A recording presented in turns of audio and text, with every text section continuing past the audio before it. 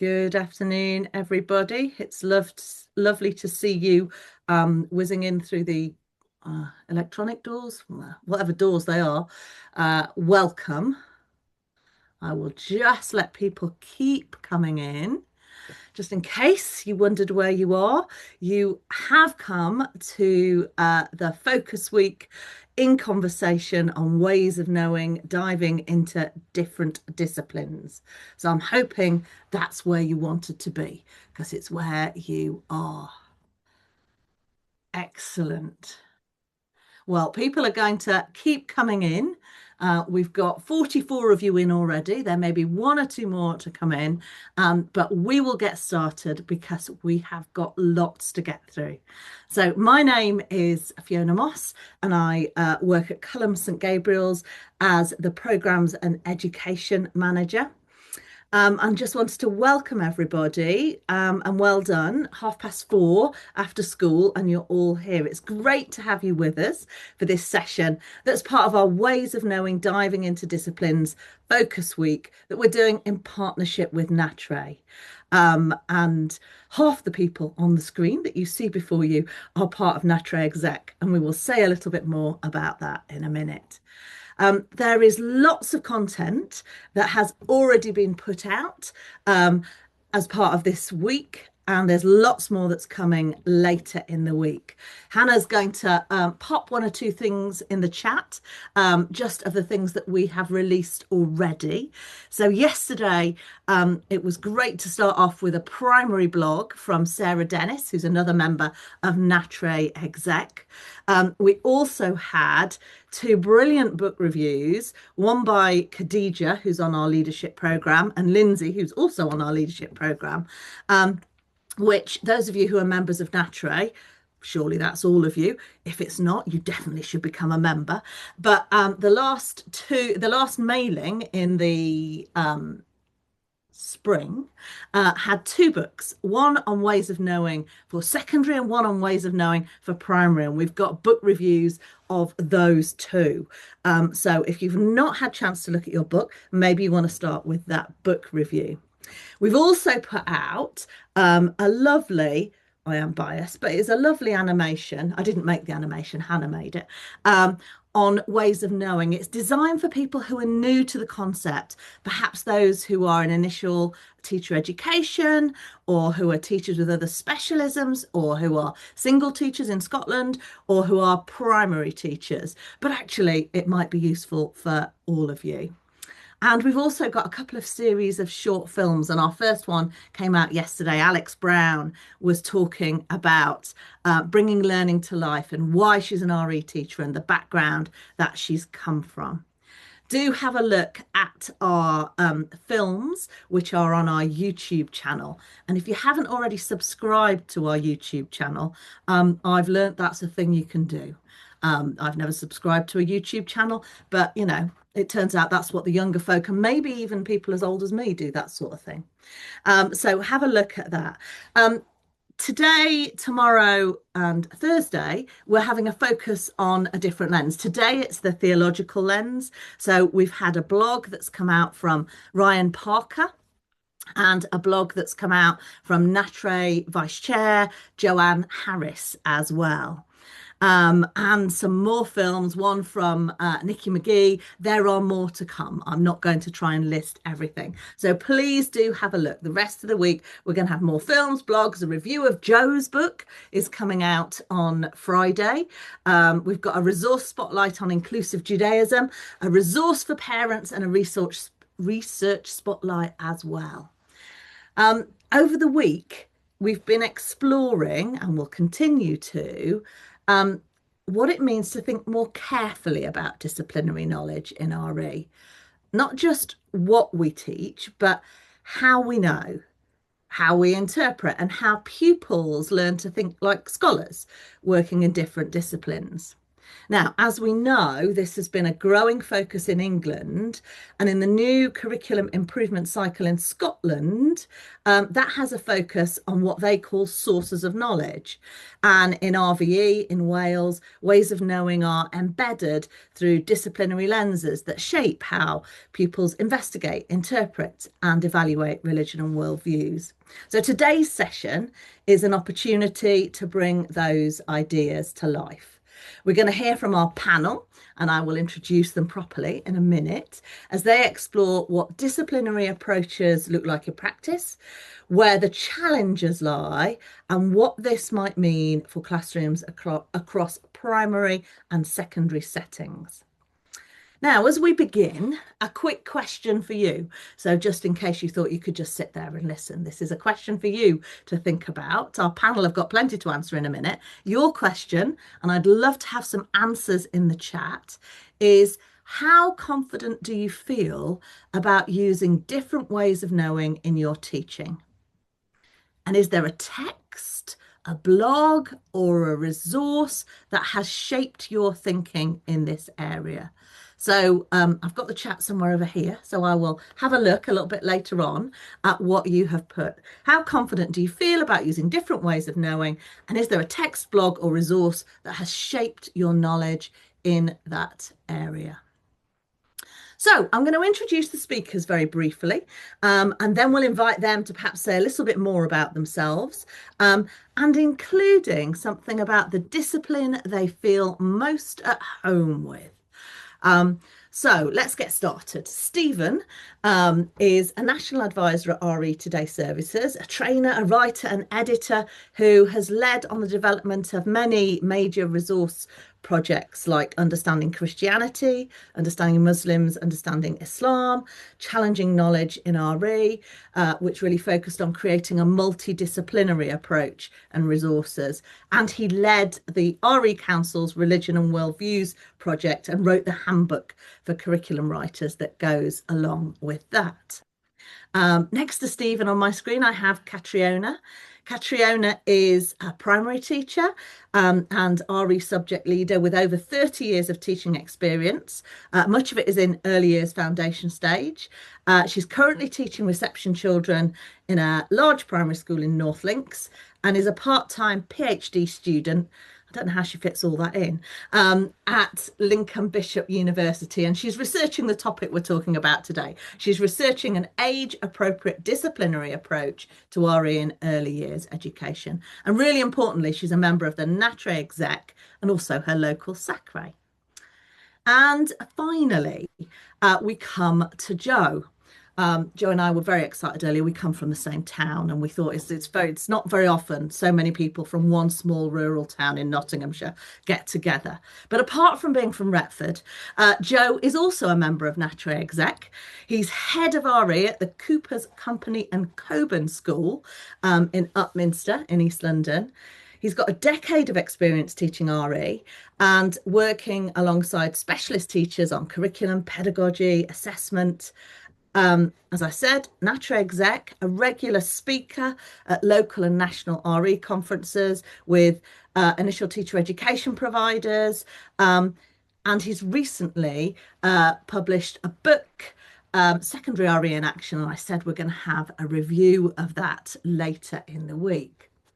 So let's do it in the order I said it.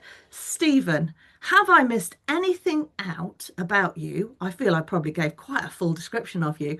And what is your disciplinary home, or the discipline you reach for most often? What would it be, and why would it be that particular one? You think you've already captured me entirely, Fiona. Disciplinary home, I suppose, is that for a long time it would have been theology. Always loved exploring texts as ways into understanding religion, and sort of hermeneutical approaches as well. Think about the relationship between the text and the reader, the pupil, or the teacher and the text, or the adherent and believer in the text. And that's at the heart of the understanding Christianity approach. I mean, Fiona, you and I know we've spent a lot of time thinking about that and that sort of theological approach. But more recently, over the last six, 7 years, I suppose, just because of the resources we've been developing. We've been looking at more disciplines and used other disciplines. So the research on non-religion using sociology and psychology and anthropology. I've just been doing some stuff on Buddhism, about spread of Buddhism around the UK, looking using historical sociological research. We've done lots of surveys as well with people from different communities, and so that's led me to explore, for example, PhD research someone has done on what happens when someone converts to Buddhism. So it really depends on what I'm working on. Thank you, Stephen. Catriona, so is there anything else you want us to know about you? And what about that disciplinary home for you? What would it be and why? Okay, so I was just thinking, as you said, I was at Lincoln Bishop, that I generally still say to people that was both a test, just in case that means more to people, just because it's only been Lincoln Bishop since September. Um, so yeah. Other than that, I think you gave a fairly full account of me. Disciplinary home. Well, I guess kind of where I started, probably unsurprising as a primary teacher, would be the kind of human social sciences area, because lived religion is very much what has been the bread and butter of primary RE for a lot of years. Um, but like Stephen, I think as I've kind of got deeper into it, other areas have kind of grown for me as well. I mean, I did godly play training quite a few years ago, so that was kind of a way into theology for me with young children, and is still kind of an approach. I use an approach kind of drawn very much from that approach when I'm looking at theology with children. So yeah. Thank you, Catriona. And finally, Joe. I think I would say philosophy for me. I think that was my background. That was sort of my way into the subjects. I think as a student studying at A level, the traditional philosophy of religion A level, and then going on at university to study pure philosophy. And I think just getting an insight into those big questions of meaning and value through all the different areas of philosophy just really fascinated me. And then I think even still within the classroom, I think with anything that I'm teaching, I think I'm naturally drawn to viewing it through that philosophical lens, through that, assessing like the, chains of reasoning in an argument, looking at its coherence. And I think just naturally drawn to the viewing the big questions through a philosophical lens and sort of like assessing coherence and significance and evaluating arguments. And I feel in the RE classroom, that's the one I go to, but also just, I think just in my general life, just like that sort of like, um, it like the curiosity of a philosophical lens is just something I carry with me in and outside the classroom. Thank you, Joe. Well, that was well planned, wasn't it? One each. I didn't know they were going to do that beforehand, but that's worked quite well. I didn't set them up, I promise. So Joe, you're going to go first this time. Yeah. Why does disciplinary knowledge matter in RE? I think there's a lot of reasons. I think firstly, it's moving beyond just the substantive. I think in the last few years we've had a lot of developments in like conversations and understanding about like different types of knowledge in RE. And I think from my perspective, we've been pretty confident on like knowing like what we mean by like the stuff, the substantive. But I think the disciplinary brings in this sense of like exploring how we know what we know. And so the substantive, the facts, the festivals, the vocabulary, it it can end up treating religion as something quite static. But I feel like disciplinary knowledge matters because it provides us with like the lens for looking at the substantive. And so in the classroom, we can take a substantive concept or an idea, like, I don't know, original sin, and disciplinary knowledge provides us with different ways of exploring that idea. So, for instance, the theological lens allows us to look at original sin through Christian theology. Through a philosophical lens, we can look at how original sin is compatible with free will and moral responsibility. With a social science lens, we might look at how original sin influences social norms. So, for me, disciplinary knowledge really matters because it provides a way of framing the substantive, but also framing student thinking. and it provides us with ways in which we can really specify the way in which we want to explore the substantive in our curriculum. Thanks, Joe. Well, Catriona, we're going to come to you with that question, particularly from a primary perspective. So, why does disciplinary knowledge matter in RE? I mean, obviously, all the things that Joe has said about secondary, although we're looking at different substantive knowledge, that the same, a lot of the same things are true. I think, I mean, I looked at it from the point of view of that kind of that looking at it from through different lenses gives them different perspectives on the same thing. So that I think can help them to understand that not everybody sees things in the same way. Because they've got a very concrete kind of, they're asking different questions and they're looking at it through a different lens. It kind of gives them a practical way of seeing that actually you can see the exact same thing from different perspectives, and that might make different aspects of that thing more or less important to you, or more or less powerful in your life. And I think then that kind of gives them a more rounded view of what they're learning about. It can end up being very kind of flat if it's just stuff, whereas that kind of the disciplinary, the how, what does this mean in the way someone lives their life, what does this make them do, what about their beliefs, and this, it starts to round it out. And I think also it can help them to make those links in a deeper way. So they might make some very sort of simple links, the things that are really obvious that are the same, but by looking at it from a disciplinary way, particularly as they get a little bit older, they might start to go, that and that, there's a similarity there, which I wouldn't just have seen because it doesn't jump out at me. But having looked at those two things, I can see that these two people do maybe different things, but for the same reason. So then they're starting to understand, they're starting to make those links. And I think that kind of those foundations and those links that we can make in primary are then very useful for secondary teachers to build on. And actually, if we've done it in that way, even if they're learning about different religious traditions in secondary school, there should be a lot of useful stuff that they can bring to it, even if not the substantive knowledge isn't the same. Actually, I can link that back to this thing. Then it doesn't have to be such an obvious link. Does that make sense?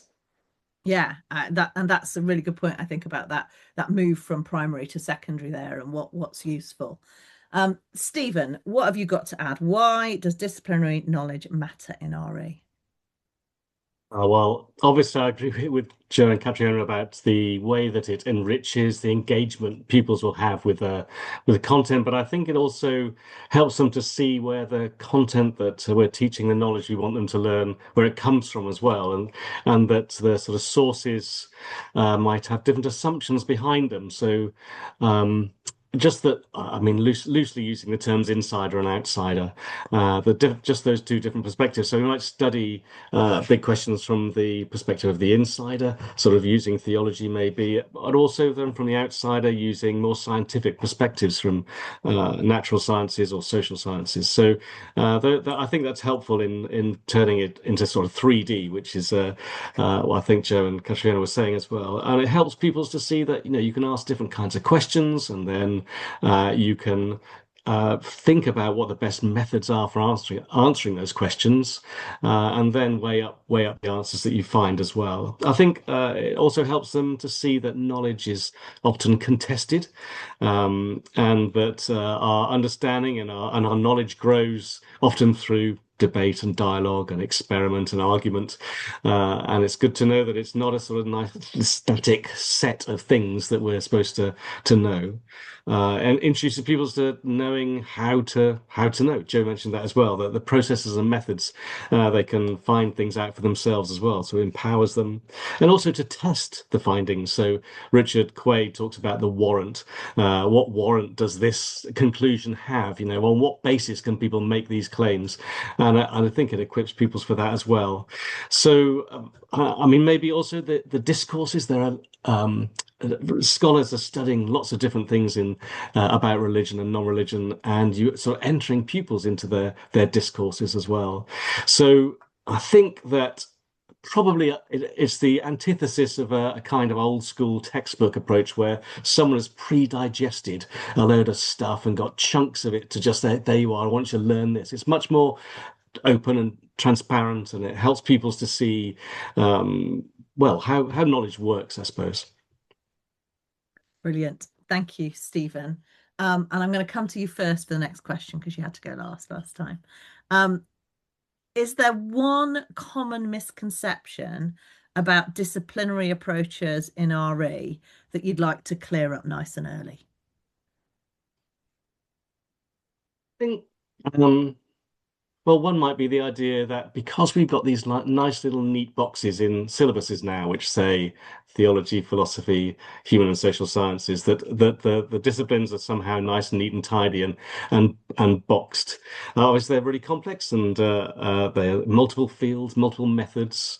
You look at the Routledge Handbook of Disciplines, the sort of methods of study, then you can see the diversity of areas of study as well as the approaches. So we can only give pupils a window into some aspects of this, and we need to be clear that we're not misleading. I mean, so for me, I've generally been advising primary teachers that we wouldn't be needing to go into disciplines with younger children because we can just focus on ways of knowing or ways of looking. I like the ways of looking sometimes as well, different methods to find our answers. But and doing disciplines maybe in upper key stage 2. But then I haven't been doing the work that Catriona's been doing, so I'm really looking forward to finding out about her research on disciplines with early years. So. Well, good news. She's going to be speaking at a conference in October, and you'll be able to hear about that. I'll talk about that at the end. But yeah, there's a free conference you can come to called RE Exchange, where she will speak on the very matter. But Catriona, one common misconception you'd like to clear up? I guess I'm going to give the obvious one, that I don't think children need to be operating at a certain level before you can start using a disciplinary approach. Now, I think how you do it is not the same, but it's not the same between year 5 and year 11, or between year 7 and year 11 either. As children get older, there are things that you can introduce. But I think that people underestimate what small children are able to understand if you introduce things in a way that makes sense to them. And I think there's still a lot of there's a lot of misconceptions out there still about how young children think, and that young children think in different ways. And actually, there's a whole load of research that says that they don't think differently to adults. They have less experience to hang things off. They have less experience of the world, but actually their thought processes and the assumptions and mistakes they make, adults do the same. Oh, wow. So it's not, there's this kind of assumption that small children think in a completely different way. And there's a whole load of research about the development of children's thinking that shows that that's a misconception. But there are differences because they have less experience. So you do have to take account of that. But their thought processes are not completely different. They may jump to conclusions, but so do adults. As we know. Probably more than children do. Do you, just picking up from what Stephen said, Catriona, about with younger pupils, you might not actually introduce the lenses, and so you might not say, "Oh, we're doing a historical lens or a theological lens or a philosophical lens," but actually use the strategies, the tools. I think from my point of view, and I did try to, when I first started doing my research, I tried to be very explicit with the children, and I found that was a complicating factor too far.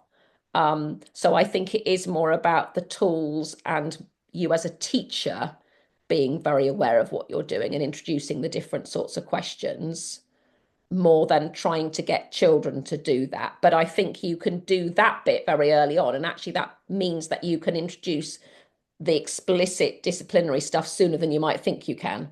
Because actually, if they can already answer those kind of questions and start to think in that kind of way, then you can then say, oh, you can do this. Actually, this is. And we do talk, I do talk about things like, I do introduce certainly the term philosophy we talk about, thinking, about their thinking questions, and thinking questions. So we're going to think about, like we're going to do thinking, and think like a philosopher. So I think I do use the term sometimes. I don't go into all the nitty gritty of human social sciences, and I suspect that some of those are more manageable in early years than others. Thanks, Catriona. Joe, so a misconception. Have they left you any? Oof. I mean, I think just building upon both Catriona and Stephen's point, I think that the best RE is messy RE, and I think we don't want to see these disciplines as like separate silos. I feel like it's really important that when we use them, we're aware of what we're using, but also, from my experience as a teacher, I imagine some teachers have the misconception that this like replaces the substantive. And I feel like we have to recognize that they're dependent upon each other. They are the lens upon which we're approaching the substantive. I think that's one thing that I've had the misconception of in the past.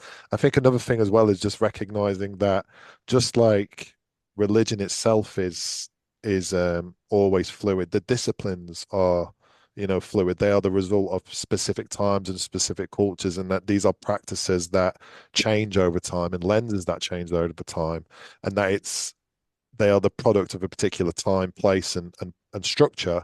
And I think being aware of that when we're using them in the classroom, I think, is something really helpful, because it's about showing to students they are a way of approaching substantive, not necessarily the way. There's a lot of tools that we can use to explore the knowledge that we're looking at in the classroom. And it's that idea of showing them they're not getting the complete picture. Yes, because I really like. I mean, I don't think I've ever heard that phrase before that Catriona used of flat RE, or Stephen saying 3D RE. I've first time really come across that, and I think that's a lovely way of thinking about disciplinary knowledge. It really creates this idea of our subject as something multi-dimensional, and I think it's a lovely phrase to really cover this topic of disciplinary knowledge. Thanks, Joe. We're going to come to you next, Catriona. So, are there any risks in leaning too heavily on one discipline, and how can teachers guard against that? I think we've kind of talked about that a bit in what we've already said, that kind of, you're missing out on that depth, that balance, that roundedness, that breadth, if you're only looking at it in one way. There's so many things that we've already said that come out of it. So I think it does matter. But I think, we were all immediately able to identify, the discipline that we're most comfortable with, the one that we would kind of, probably default to given half a chance. And I think kind of we all kind of do have that. And it's a matter of, as it is, as we've had many discussions in the past about worldviews, and kind of explicitly recognizing your own worldview, because it is going to colour what you do and how you do it. In the same way, I think probably as teachers, we do kind of need to go, okay, where's my comfort zone? Because that's where I'm going to naturally go to, given a choice. And often you could slide, because as both Stephen and Joe have said, disciplines are messy. You could quite easily slide from one into another without realizing it if you weren't careful. So I think, kind of recognizing that, and then kind of, and why, and I think the why does matter. And then kind of consciously going, right, so let me think about, where could I do something different with this? Where could I look at this from a different angle, using a different disciplinary lens, and kind of really explicitly planning that in. Interestingly enough, having said my most comfortable zone is human social sciences, and it still is. When I look at what I've done for my research lessons, I noticed that I don't necessarily have as much human social sciences as I might have expected, because I did very consciously plan other things in. Thanks, Catriona. So, Joe, risks in leaning too heavily on one discipline, and how can we guard against that? I think that there are risks of leaning, I think, too heavily in one discipline. Like I mentioned at the start, my discipline of choice is philosophy, and if that was the the disciplinary focus of our RE curriculum, I think it would make religion feel like something quite abstract and something that's all about truth claims. And I think it would just it would miss out on the messiness that, is becoming big word in this discussion, but also the lived reality of religion. And so I think that's an issue if I focus too much on philosophy. I think if it I think if it leans yet again too much on like a social science lens, we're looking too much maybe at the reality of the believer without looking at like the roots of where those practices and beliefs have come from. So I think there's an issue if, we have that shift too much towards one discipline. I think ways in which we can sort of fight back against that is, I think, like Catriona mentioned, just be aware of our own positionality. I'm conscious of where I come from, and the rest of my department will have their own, there's a strong theological lens in my department. But I think it's firstly being aware of it. And then I think it's partly coming out of those like curriculum conversations that you always have of like, this unit that we're teaching in year 9. What are the key takeaways that we want from a substantive perspective, but also how are we approaching this from a disciplinary perspective? So we might have a unit of work that explores Islam, or we might have a series of lessons looking at theological, interpretation of passages of the Quran, and then we might look at the lived reality of how does a British Muslim use it in their day-to-day lives. And I think it's just about having those constant discussions as a department of what are we really doing in this unit? What is our lens? And I think those constant revisions and I think discussion of what do you see as the key takeaways of this unit can sort of revise things a little bit as you go. Thanks, Joe. So Stephen, risks. Well, I think the others have answered that really comprehensively. I think that uh, just a good awareness of the things that you're likely to default to. So I look back to my first Key Stage 3 curriculums when I first started teaching, and they would have been more theological than anything else. And it's a gradual awareness, I suppose, of that balance of the teachings and traditions and the lived reality, and that's come much more to the fore now, hasn't it, with the sort of religion and worldviews approach. I think that. Uh, well, I mean, some people like Denise Cush are still arguing we should have stuck with religious studies and study of religion because that's a multidisciplinary kind of field anyway. So, I mean, yeah, balance, I think, and awareness of what it is that you are doing over your curriculum. Thanks, Stephen. Right, the next 2 questions you're going to answer really speedily. I'm going to give you tops 30 seconds to answer these. So the first one, Stephen, I'm coming to you. In this focus week, we're highlighting tools like interpreting text, using data, building arguments, and philosophical questioning. Which of these do you think is most underused in classrooms and why? Well, I could do this in 2 seconds by saying I don't know. But instead, Fair enough. I'd just like to answer a slightly different question, which is to say which one is least well used. And I think perhaps we're better at exploring texts than we are exploring data. Maybe this is just me, but I wonder whether people are. But I think that we're used to the idea that we look at text and think about behind, within, in front of the text questions, those sorts of things. But perhaps we don't always handle data so well and recognize that it's fleeting and snapshot surveys and censuses. I found a quote from David Voas and Abby Day. We cannot conclude from the fact that people tell pollsters they believe in God, that they give the matter any thought, find it significant, will feel the same next year, or plan to do anything about it. And yet in the classroom, we can take there's some data, and we think that's this great big truth, but actually can be very flimsy. So I would say we could do with using data better. Sorry, that didn't answer your question. No, that was great. I don't mind. One thing you taught me, Stephen, was to look at the question that was being asked. And there could be tiny, tiny changes in the question that mean people will answer it in a completely different way. So I think that's a key point as well. Catriona, which of those do you think is most underused? Or answer a different question entirely up to you. Funny enough, I was also going to say data, but for a different reason, because I think it's something that we haven't traditionally used as much in primary, in my experience. So I think just from an entirely practical point of view, it's not something that we're used to thinking about with regards to RE. So just actually starting with, and I know people are beginning to use it, and I know some people have been using it for a while, but I think in general, it's probably the one that, in my experience, would be. Joe, I was going to say data as well, but we are as one.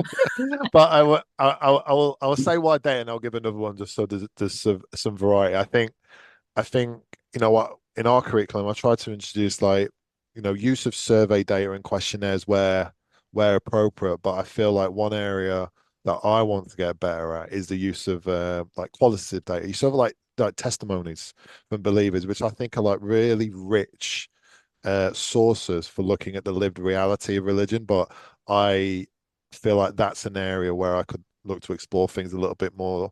I don't know if that's common in classrooms across the country, but from my own experience, I think that's one. And then not necessarily underused, but I do sometimes wonder if there's like an oversimplification of like certain disciplines. So I sometimes feel like sometimes people think like, thinking from a philosophical perspective is just giving an opinion, or being able to just quote a sacred text is acting from a theological perspective. And I think just the recognition that we're using these things, but are we using them in the most accurate way? But that's sort of addressing a previous question about misconception. Thanks, Joe. So we've got one more speedy question, then you each have an individual question. Okay. So here's the last speedy one. This is it's a ridiculous question to expect you to answer speedily. What are the signs that pupils are genuinely getting better at a disciplinary way of knowing, rather than just learning more substantive knowledge, learning more stuff, learning more content? Joe? I would say for me, from my experience, it's about the richness of the conversations. So I often find, when and to go back to the previous one about data, Yeah. the times where I've used like survey data in the classroom and we've used it to explore, I don't know, what people believe about there's an afterlife. And some of the questions that some of the kids will ask, um, sort of exploring why people may have given these answers. I know this is sort of contrary to what Stephen said previously, but I think the richness sometimes that comes out from like using hermeneutics when looking at text, or the sort of questions that people might have when thinking from a sociological perspective or evaluating chains of argument. The thing that I see is sort of the richness of discussion that comes through and the richness of the questions. And I feel like it really does. I think it shines a new light on the knowledge, on the substantive, and that's the big thing that I feel. Thanks, Joe. Some great conversation going on in the chat as well. I'm not managing to see much of it, but I'm just seeing some. Well done, Baldeep. Like that last comment. Catriona, what are the signs that pupils are genuinely getting better at disciplinary ways of knowing? I think that actually kind of asking the questions for themselves.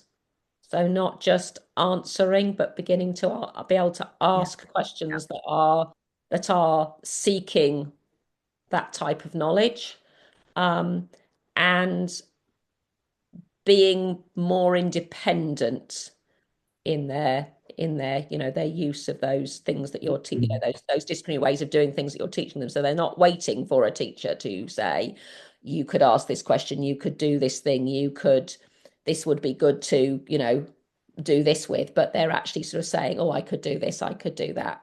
I would say, at a relatively simple level, but I'm looking at it from a primary perspective, not a secondary perspective. Thank you, Catriona. Stephen? Yeah, I think probably one simple way is that pupils, if you say here's a question, would be able to say what's a good method to find out an answer. That would be good if they're able to do that, and then maybe to suggest some other ways as well. We've done it like this, but we could look at it from this perspective. So that shows an awareness. I think another one would be that they're able to ask the right kinds of evaluative questions as well. So when we are putting together, I mean, for a long time, evaluation in RE in secondary anyway has been dominated by old school, old style sort of GCSE questions. Now, here's a statement. Do you agree? Show you've thought about different points of view. But I mean, a theologian and an anthropologist, they're not asking that when they finish their research or their writing. Oh, do I agree? They've got other questions. And so when we're putting together our investigator files for our Big Questions in Classroom series and that Ways of Knowing toolkit, we asked our disciplinary experts, what questions do you ask at the end while you're doing your work and you've done your writing and you've done your research? And so, our psychologists saying, well, they're going to check, were the questions reliable? Were the surveys or the experiments they did, reliable? Could you replicate them with other groups? Could you generalize from them as well? You've done it with a small group. Could you generalize to others? Our theologian was concerned with whether it fitted within sort of traditional teaching, or whether it was sort of an outlier, and asking whether they were whether what their writing enabled people within a community to flourish. And I think if pupils can ask and answer those kinds of questions about disciplines, I think they've really got it. Thank you. Okay, I've got one question to ask each of them, and then there should be time for a couple of questions from the chat. If you're going to put a question in the chat, please will you put the word question in front of it, and I've got a vague chance of noticing it. So let's hope we can have some of those. If not, I've got loads I could continue asking them. So a question for each of you. We're going to start with Stephen.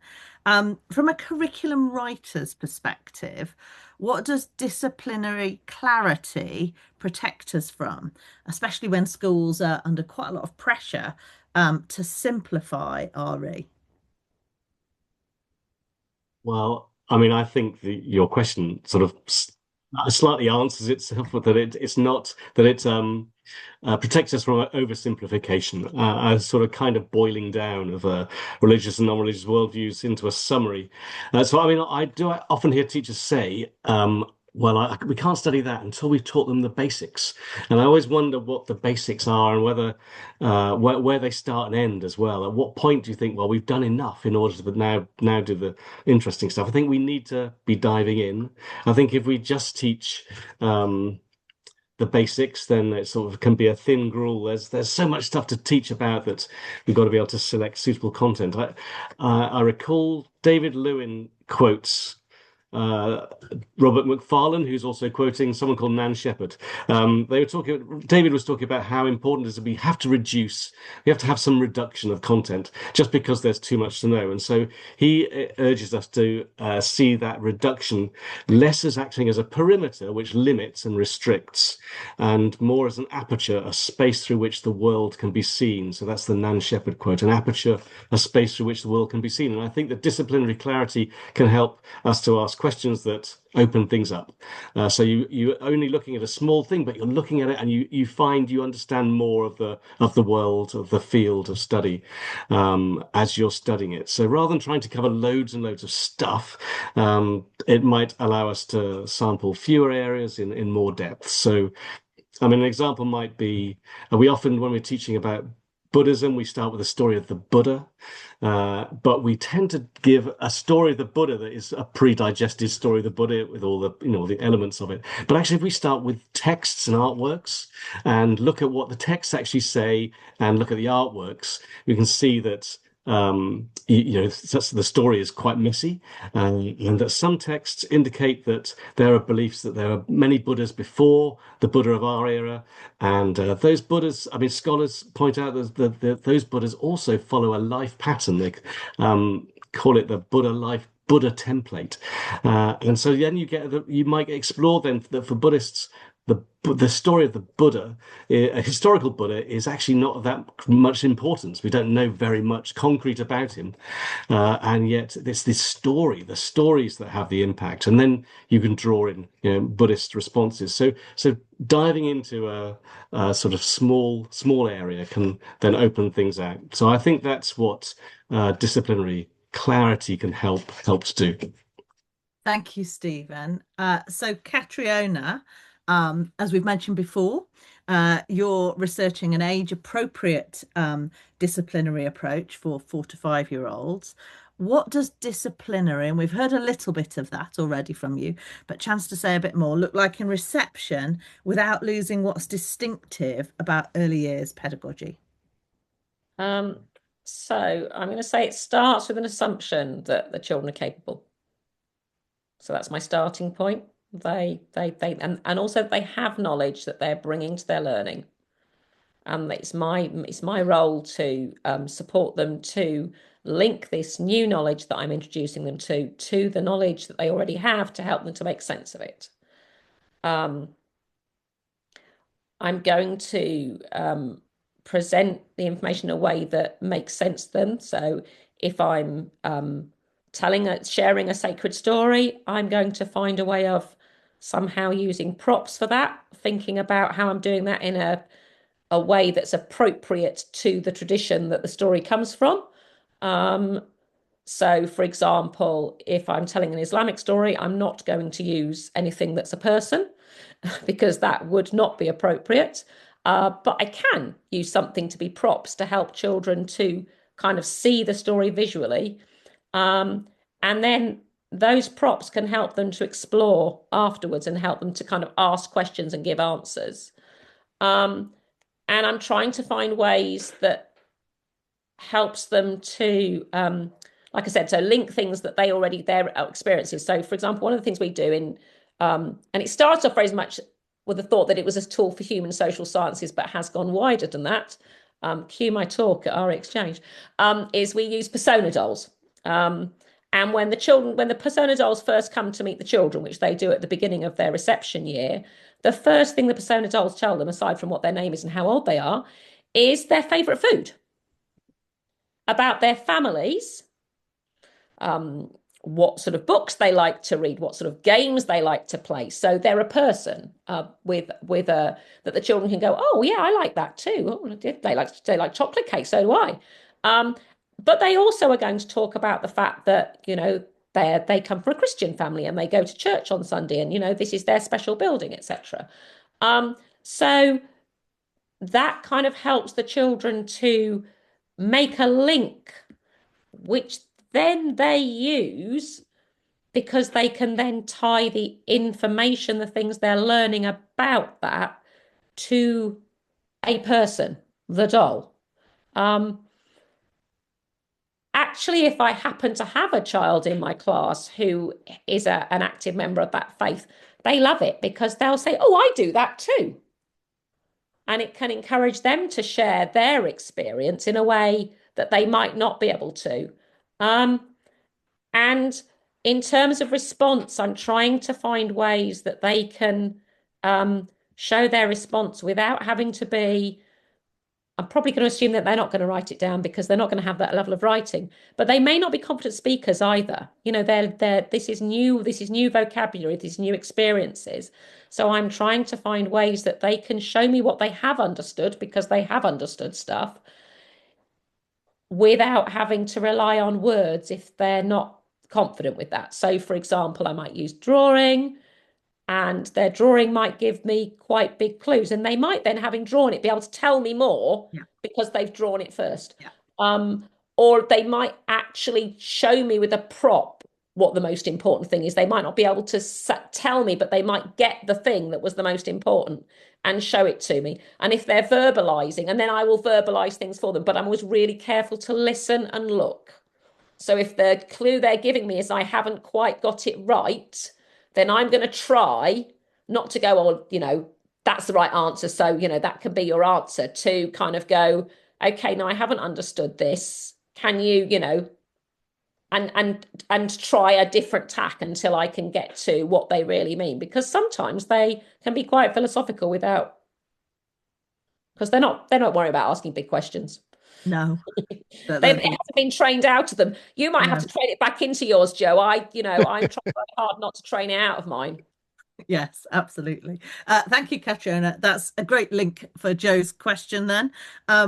In secondary classrooms, Joe, what's the clearest difference you see between pupils learning about different religious and non-religious worldviews, and pupils using disciplinary knowledge? I think the RE that they have, it becomes more rigorous.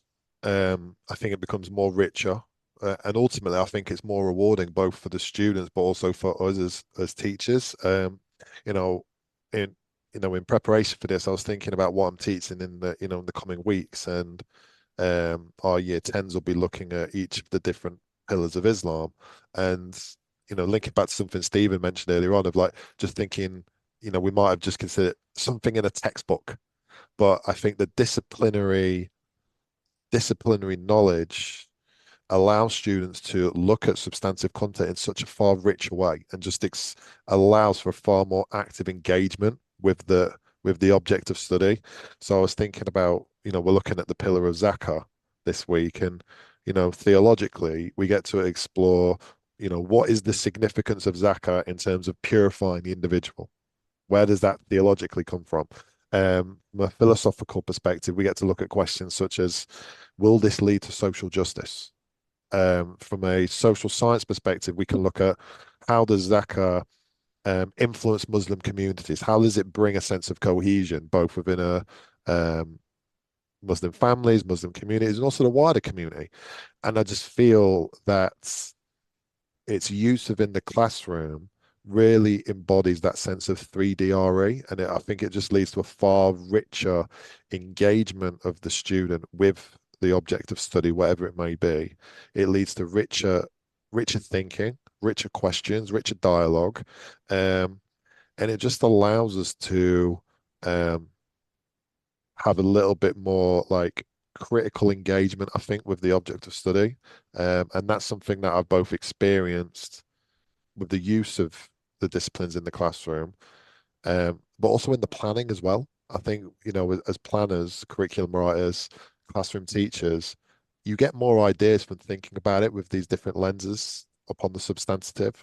And I think it's a great tool not only for the students to engage with, but also for teachers in terms of their planning and their delivery of lessons. Thanks, Joe. So, questions in the chat. I've got one for me, one for Joe, and one for Stephen. You're okay at the moment, Catriona. We'll see. Okay. The one I'm going to answer is Jen's question. I'd love my whole team to see the discussion. Please may we have access to the recording if that's possible. We always put a recording of our in conversations on the RE Online website. It takes us about 2 weeks, so you'll have to kind of wait, Jen, because we subtitle them because we think accessibility is really important. So at some point in the week after half term, not guaranteeing when, then we will put it up on our website. So keep your eyes for that. And if you're not already signed up for our newsletter, make sure you do, because I always put a link to that in the next newsletter. So that will come out in June. So question that is for Stephen. Is there a generally agreed upon list of disciplinary lenses that should be used? Do theology, philosophy, history, and social science cover it all? I suppose it depends where you're looking. Some people, I mean, some syllabuses set out a set of disciplinary lenses, and if you're in that area, then that's guidance for you there. I think that it's the idea of having human and social sciences, because it's all put into under that bracket. It look as if it's flatter than it is, because you could dip into anthropology or you could dip into psychology, and so I think that's quite a lot. I mean, but there are some sort of geographical skills that people might use. There are some literary critical skills that people might use. There's art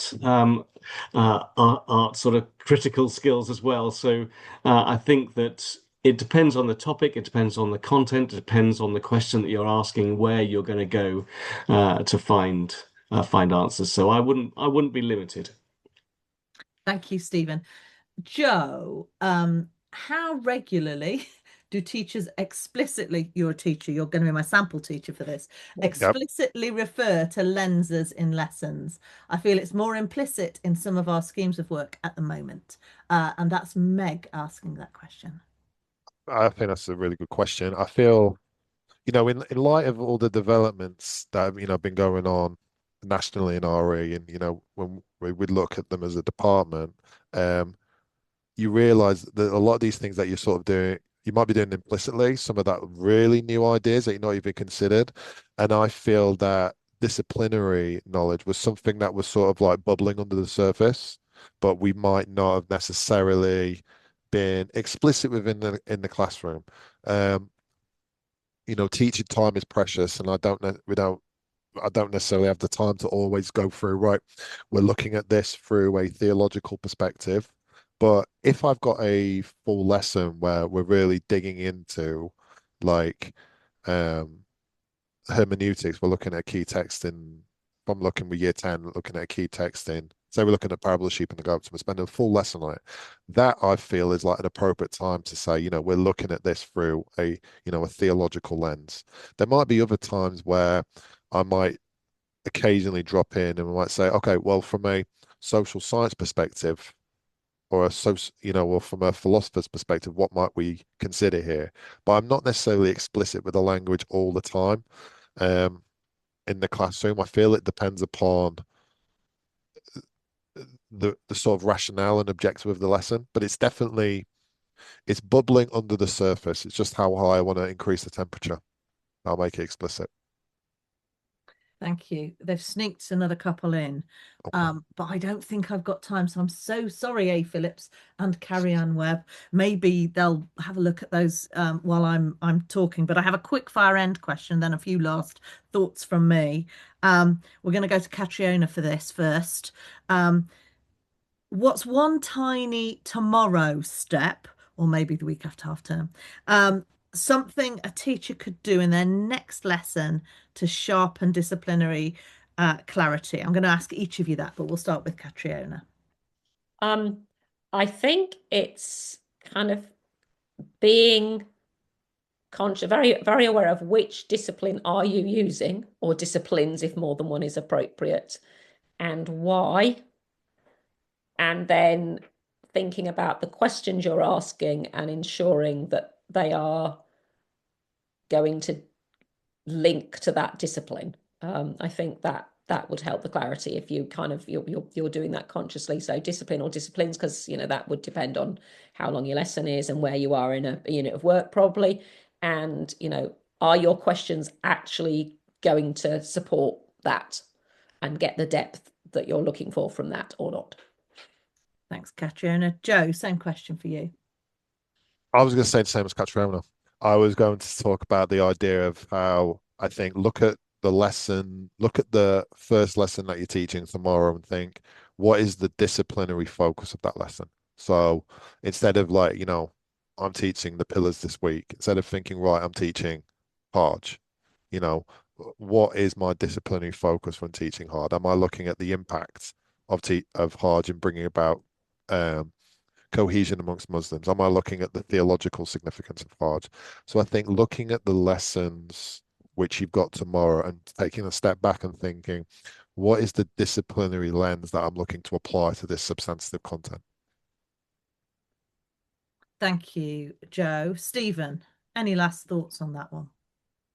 Yeah, I think a broad, I mean, I agree being clear about which disciplines, but I think a broader question might be to ask, where's this informational content or source coming from? I've used the terms insider, outsider. It's an oversimplification, but it's a hot topic among academics as well in their discourse about whether it's not so much who gets a better answer, but what different answers do you get if you're a Muslim exploring Islam, or you're a scholar in Islamic studies studying Islam. You don't say who's more true, but what they get a different kind of picture because they ask a different kind of question and they look in a different way. So just that simple one, is this from an insider or an outsider, and what difference does that make? I think is a broader sort of step you might take before you go to specific disciplines. Thank you. Thank you so much to all our speakers in this joint NATRE and Culham St Gabriel's in conversation for such thoughtful and generous contributions. And thank you to everyone who's joined us and contributed to the chat. as we come to a close, perhaps one reflection from me for you to think about. Ways of knowing matter because they shape how pupils make sense of the world and not just what they remember about it. So, if you take one thing into your next lesson, as you've heard from our speakers here, perhaps it's this idea of being just a little bit more explicit about the kind of thinking you're asking pupils to do, whether that's interpreting a text, weighing an argument, asking a philosophical question. As I said, it's been a joy to do this in combination with NATRE. You will notice Katie has put into the chat, if you're a primary teacher, please, please, please, will you fill in the primary survey? If you're a secondary teacher, you know primary teachers, give it to them to fill in. So a plea from all of us here. Do look back over the resources that have come out in the last couple of days and look forward to the ones that are coming out in the next 3 days and continue the conversation with colleagues. These conversations, these ideas grow stronger the more conversations we have about them, the more we share and test them in practice. So we hope to see you at future RE Online Culham St Gabriel's event. I mentioned the RE Exchange Conference.